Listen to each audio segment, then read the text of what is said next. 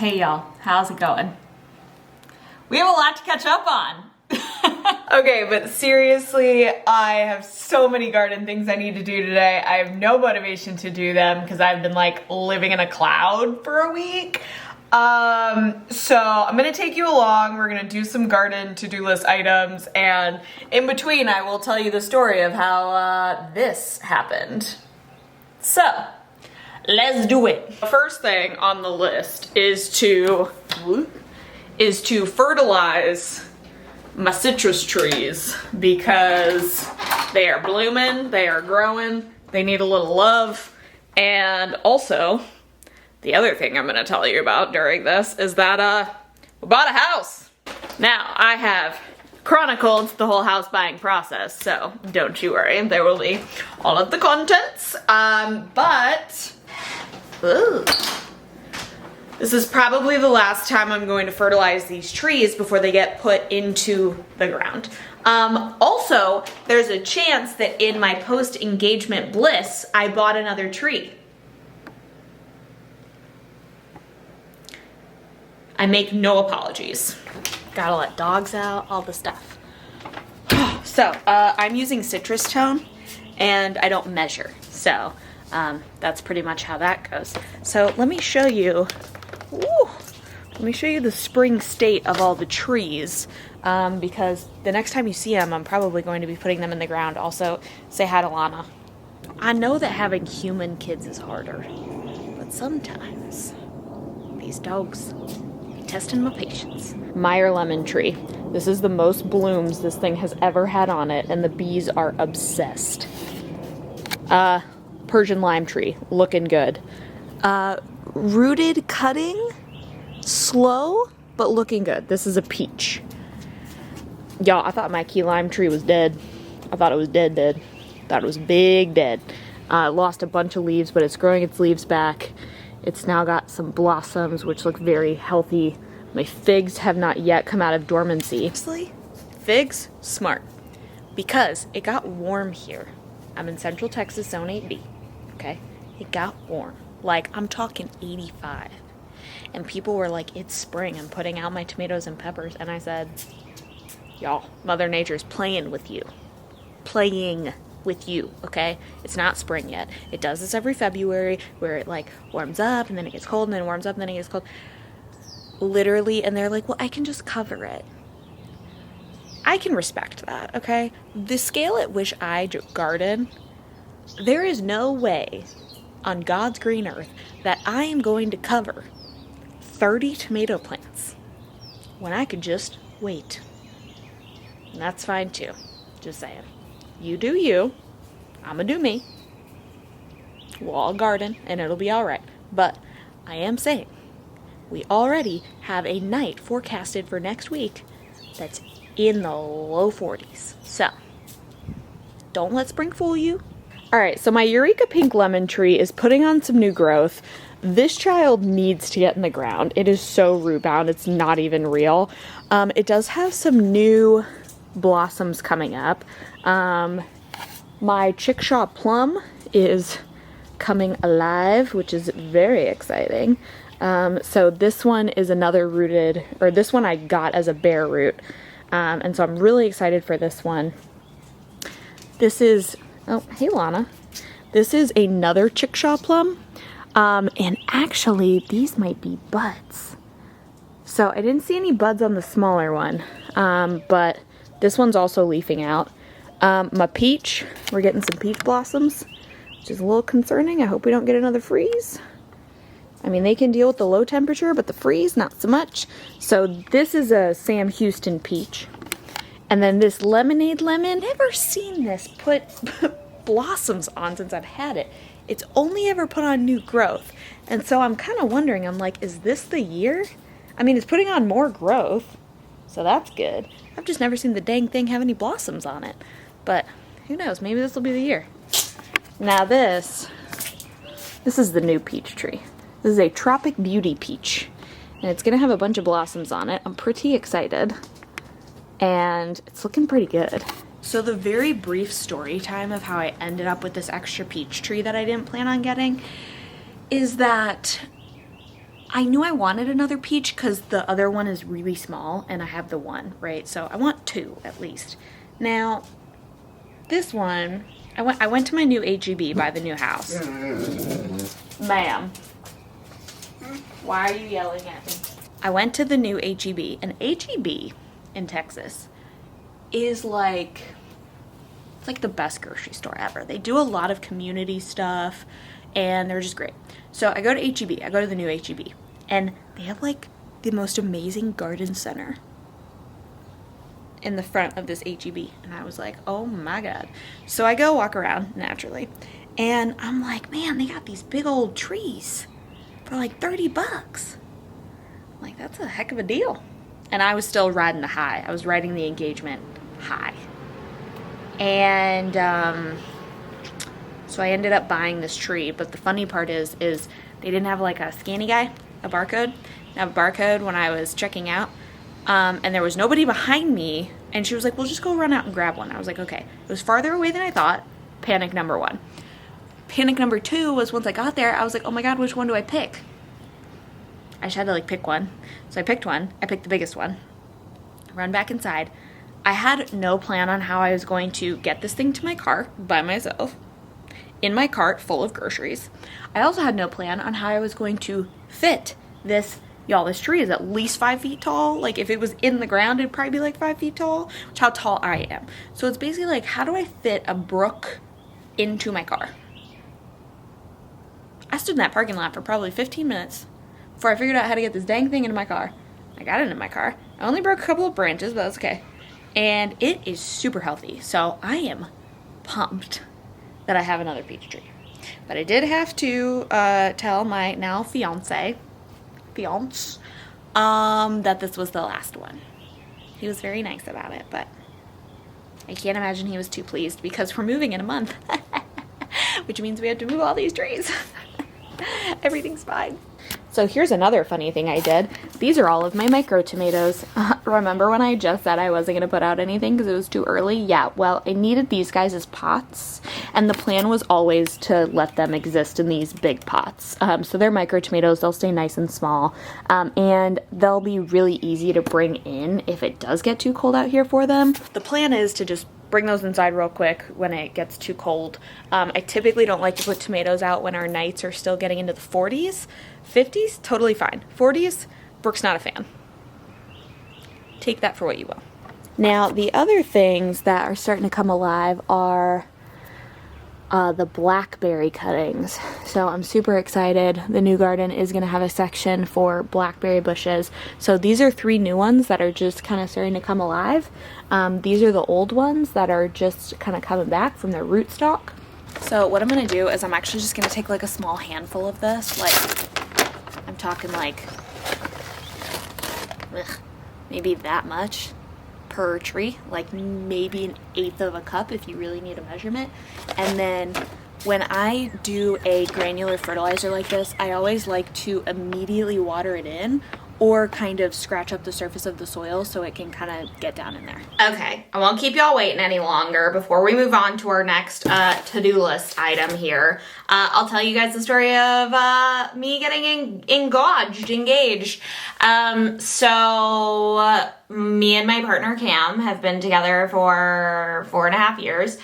We met through a mutual friend, and yeah, I don't want to like reveal too many personal details, but the short story is that he actually took me back to the spot where our first date was. Maybe it wasn't like an official date, it was like a hangout. I don't really know what to call it, but the first time it was just him and I hanging out as 2 single people because we had been friends for about 1.5 years or 2 years before we started dating. So we went back to that spot. That's where he proposed, and he got 2 of our best friends involved to be super secret spies and take lots of photos. So I'll pop up a few photos as I'm telling the story, but he crushed it with the ring. I love this ring so much. It has these really beautiful emerald leaves and kind of like this vining structure to the band.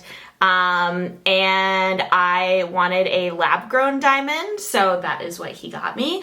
And I was pretty specific about what shape stone I wanted, and also because I have really tiny hands because I'm a small person, I was also very specific about like maximum stone size.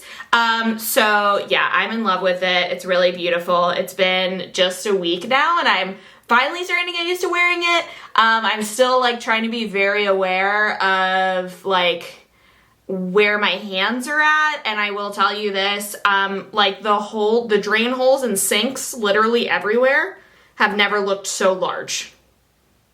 Yes, it was magical, and then he had told me initially we were going to dinner. I knew we weren't going to dinner. I knew he was proposing. So I did know that it was coming, but the details were the surprise. So like I knew it was happening because I wanted to be able to like wear the right thing and like do my hair the right way, all that silly stuff. So I really did think we were going to dinner like after the proposal. That's not what happened. Cam actually organized a surprise engagement party with our closest friends, and then the biggest surprise was that both sets of our parents were there, which was so special, and there were tears, and it was just really great, and everybody, we have a very, very special group of friends that are really tight, really close, and it was just so great to be celebrated in that way. So that's the story I feel comfortable sharing on YouTube. But it was great. Like I said, I'm really happy. So if you've been keeping track, yes, in the last 6 months, I have, not even 6 months, honestly, it's probably like 3 months. Yeah, 3 months. I got a new job, I got engaged, and we bought a house. So don't recommend. It's been very stressful, even though it's been very stressful, but very like positively stressful. So yeah, it's a lot. But we're just really, really happy. We're really excited. Wedding's not happening for a very long time. We're gonna have a long engagement, especially just after we buy the house. I just need some time to get settled into life. So that's kind of the story of the engagement. And, 2 things I want to say specifically about Cam. You guys don't see Cam here very often. I think he's been in like 1 video, maybe 2. But Cam is so special. He's taught me so many things about life. And one of the biggest things is how to celebrate myself.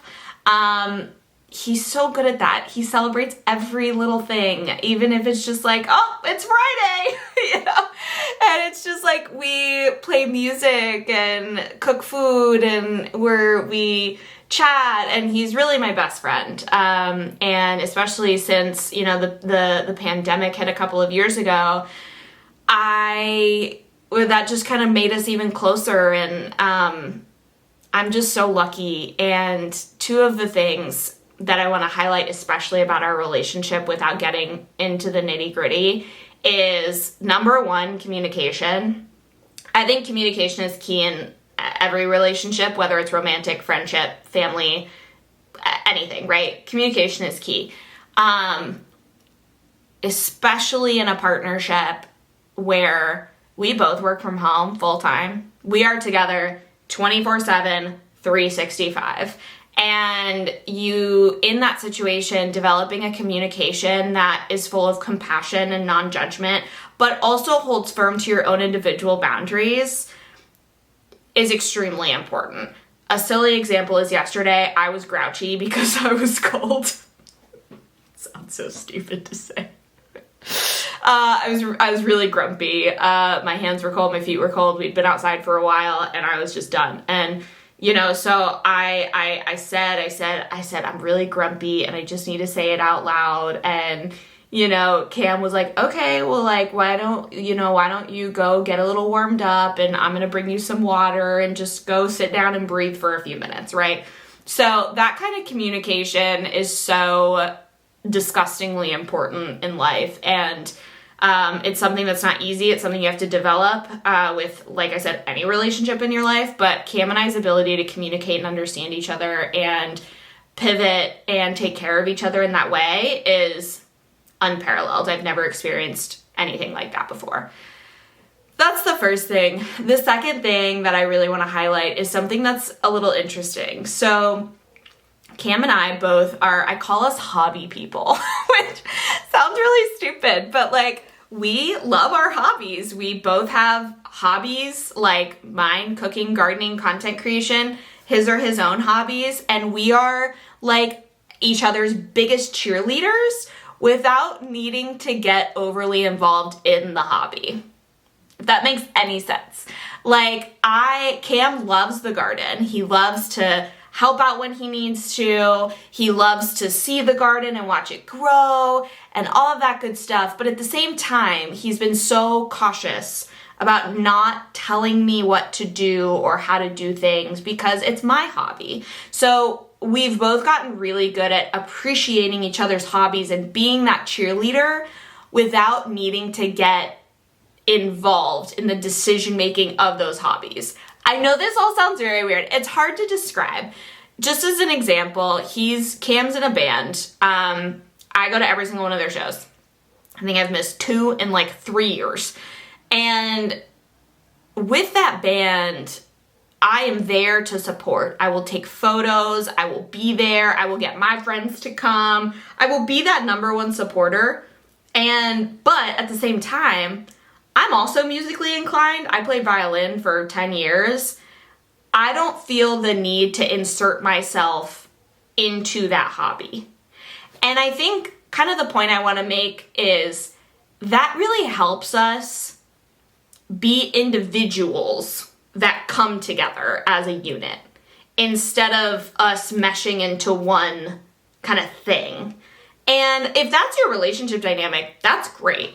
For us, it works so well because we get to really respect each other as those individuals, and we still have our shared interests too.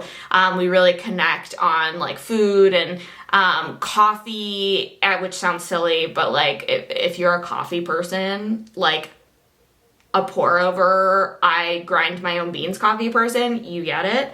So it's hard to describe, but it's also just one of those things that makes me feel like we are living such full lives as individuals and also in our relationships with other people, but especially with each other.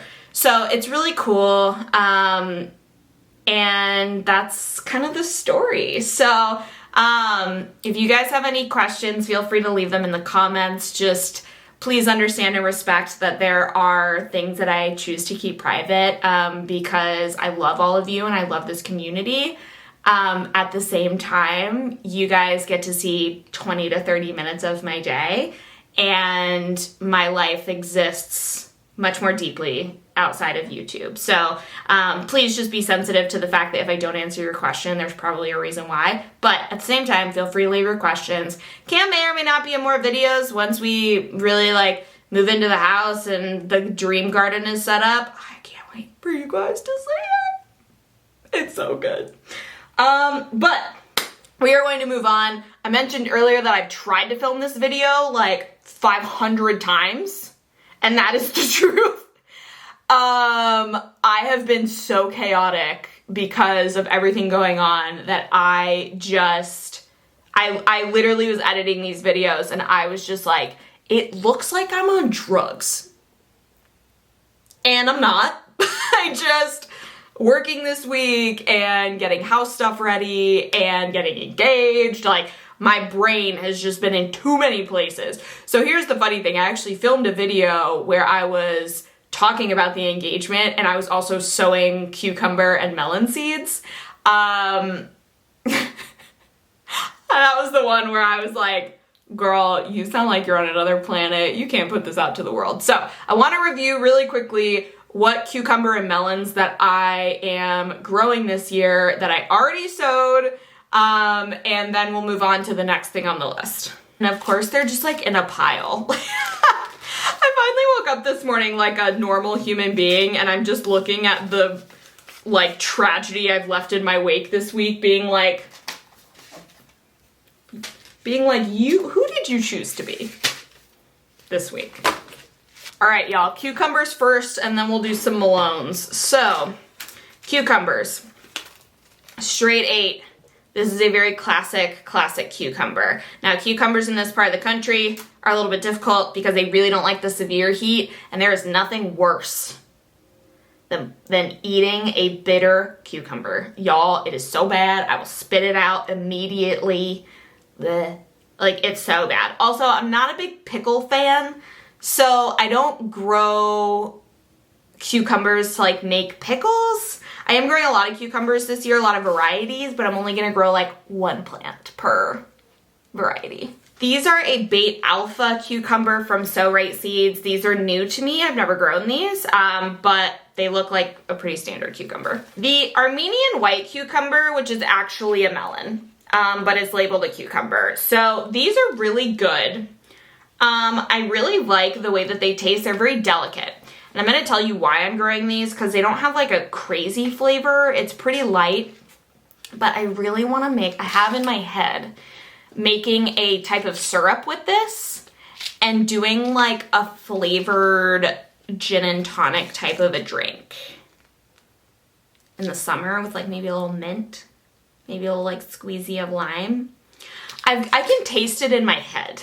I'm also doing lemon cucumbers. These lemon cucumbers, they're kind of just one of those things that you grow because it's a novelty. So these literally look like little yellow like baseballs, and I just think they're kind of fun. They're just kind of like a unique thing. Now this is one that I tried to do last year, but let's be honest, everything about last year's garden sucked because of our unprecedented heat wave last summer. So these are silver slicer cucumbers, and I have heard that they do really, really well in the heat and they don't get that awful bitter flavor. So that's exciting. Now, one thing that I'm not sure what category to put it in is my loofahs. I am actually planning on soaking these and then starting them from there because I have had a heck of a time getting loofahs to germinate. And it's because their seed casing is just so hard. And so loofahs for sure I will be growing. Now moving on to melons. Now, if you've been here for a while, I need you to reserve every fiber of your being that says, what in the Sam Hill are you doing? Okay, I just preface it. I am growing 3 types of watermelon. Yeah.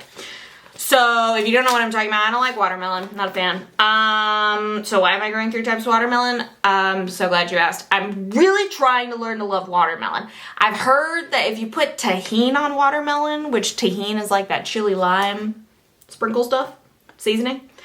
I've heard if you put that on there, it's really good. So we're gonna go with sugar babies. We're gonna go with sugar baby watermelons. I have grown these in the past. They're really tasty. Also, this is really stupid, but my dogs love watermelon. Like it's so cute to watch them eat watermelon. It's like, especially my 8-year-old boxer Pit, he literally, it's so delicate. He'll just like take little pieces. So I'm growing watermelon to challenge myself, but also I'm growing watermelon for my dogs because that is the most peak millennial thing I think I've ever said. So sugar baby watermelons, you can grow those vertically because they're nice and small. You just need to give them a little hammock so that they can stay upright. These are also a personal melon. These are royal golden watermelons, so I will also be growing these. This is another one I will be growing on a vertical trellis, and then they'll just get a nice little hammock. Now this is a big watermelon. This is the yellow fleshed moon and stars watermelon. I did try and grow this last year, but again, last year, rough times out there in the garden. But I'm excited for the watermelons. Like I said, I'm trying really hard. Also, watermelon's one that does well in the heat. So we're gonna see. We're gonna see what happens. The other melons that I'm growing, I am growing like your traditional like cantaloupe type melon. So this is a Hale's Best melon. These are pretty standard. We'll see how it goes. I've seen other people have success growing those in this part of the country. We'll see. Kajari melons. I got these seeds in a seed swap, and again, last year I just think it was a bad year. Tried to grow them, didn't work. So we're gonna try them this year because I've heard they're really tasty. That'll be another vertical melon that I grow because they're nice and small. Now these Oh, this is funny. This is real funny. So, I am growing. Sometimes, y'all, I can't be trusted, okay? If I go order seeds, I just can't be trusted. And the reason I can't be trusted is because I will see something fun, like a novelty, and I'll be like, oh my God, I need to do that. These Plum Granny Queen Anne pocket melons, it's called a pocket melon. It is so cute. It fits in your pocket. They are these little melons. I will put up a photo over here. These come from Southern Exposure Seed Exchange, which those seeds usually do real well in our part of the country. They're literally pocket-sized melons. And I did it because that's just cute. There is no way of getting around it. A pocket-sized melon, that is just adorable. So, those are the melons and cucumbers that I sowed a few days ago when I was still being a little bit of a living on another planet. Let's talk about all the vegetable seedlings, because I've reached the point of overwhelm. We have arrived at the point of being overwhelmed. So let's talk about it. So I did pot up my peppers and my eggplants. I'm growing a lot of eggplants. Don't ask me why, because I don't know. So the problem with my peppers is that I did not wait till I had more labels. So I don't know what a lot of these are. These were just going in Brooke's garden. Not a big deal. However, I also grow plants for my parents' garden. So now I don't know which peppers can go in their garden and which one's gonna be like a nice little bell pepper and which one is gonna be like a Scotch bonnet pepper. Not sure. So that was a botch. Probably the ones I'm gonna give them are the ones that are labeled, and then I'm just gonna have to wait until the plants grow in my own garden to find out what the heck they are. Oh, here's something else silly I did. Y'all, these are my tomatillos, and I think it's gonna be the year of the tomatillo. Like, I'm plucking flowers off this thing left and right. Do you see that in there? That's a tomatillo flower back there. So, lesson learned, start my tomatillos later, because, goodness gracious, this is hard to manage. We've still got another month until these things go in the ground. So here's my plan. I think I'm gonna try and harden them off early and put them outside, because what'll happen is the lower nighttime temperatures will slow down their growth, which is clearly very necessary at this point. We still have one night in the next 10 days that's gonna get down into it's gonna be like 41. I wanna wait till after that, but I'm probably gonna have to harden them off and put them outside to get them to slow down, because they are moving very fast. I haven't even given them fertilizer. They're just vibing. So what's on the list of things to do today, which is gonna be a freaking nightmare, is the tomatoes. So I've let the soil dry out a little bit, so there's no water in there. And I'm gonna have to separate and pot these guys up, okay? Some of them are getting a little yellow, so I'm gonna go ahead and fertilize them as well. But the root development is looking real nice. That's amazing. These trays, man, they're great. So I actually had to restart all of my tomato seedlings. Now, I love growing tomatoes. Like, love. I love growing heirlooms, I love growing determinants, love growing tomatoes. So I start a lot of them, and like I said, I also supply my parents' garden with tomatoes and peppers and seedlings in general, but love tomatoes. Which, by the way, side note, my mom revealed to me that I was allergic to tomatoes as a kid. Like, they used to give me rashes, and how she thinks it's so ironic that, like, I love tomatoes so much because I was so highly allergic to them. We're just gonna move past that. So with my tomatoes, I had to restart them. The soil that I had was contaminated. I'm 98% sure that that's what happened. My soil was contaminated because so my tomatoes got their first set of leaves, and then their second set of leaves started looking real weird. And I was like, I hate this. And so I actually just pitched them all and completely restarted them. So these tomatoes are much smaller than what I'm used to at this stage of the game, but it's gonna be fine. What I have to do today is make plant labels and start to plant them deeper so that they can develop more of their root system, but then also really kind of get them moving along. And by that, I mean I'm definitely gonna fertilize them because I need them to get I basically need them to at least double in size, if not triple in size, before they get out to the garden. They would probably be fine, but I'm just used to my tomato seedlings being much further along at this point. So that's what I'm gonna be working on a lot today. The ironic part about that is that I grow a lot of varieties of tomatoes. So I think last time I counted, I'm growing about 48 varieties of tomatoes, and my silly self, silly girl, did not do 1 seed per cell. I did the first time, and then I had to throw away all my seedlings. It was really dumb. I did 3 or 4. Now, if you would have talked to me 2 or 3 years ago, I would have been I need to save every single one. Now, I'm we're just gonna pick the 2 nicest ones out of the cell and do it that way.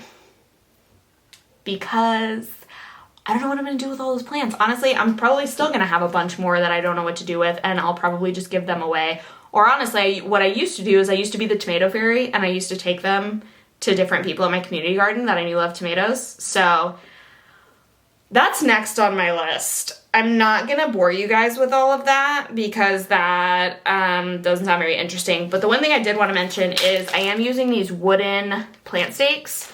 I used to use plastic. I'm really trying not to use plastic.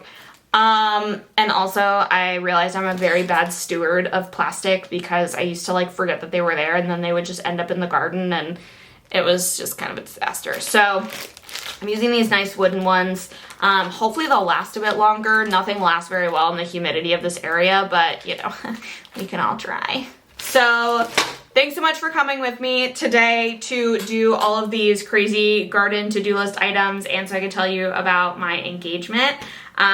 This is definitely the most coherent video I've made. This is the 3rd one that I've tried to make, and I've just been living in La La Land. So thanks for your support. Thanks so much for watching. There's gonna be lots of content coming up. I know I keep saying that, but just to give you a little preview, I started filming little updates and vlogs about the process of us finding a urban suburban gardenstead back in January. So starting January 1st, I have been documenting the process of us, finding this place, and you guys will be able to see that in late March when we have officially moved. And then after that, we get our keys to our house 5 days after I would normally plant out the garden. And then I gotta make the whole garden. I've probably lost my mind. It's fine. But I'm determined to build out an entire garden in 1 weekend. I might not be walking after that, but at least I'll have a garden. So stay tuned. There's lots of really exciting things coming up. I'm not sure how much content is going to be between now and then, simply for the fact that there's not that much to talk about yet. But if I'm quiet, don't panic. There's lots of things coming. I'm so excited to share them with you guys. I'm so excited to share them, especially with those of y'all that have been here with me for years. And yeah, thanks so much for watching, y'all. Happy gardening. Love is alive. Life is growing very rapidly. And I'm just so thankful you guys are here for it all. Cheers, y'all.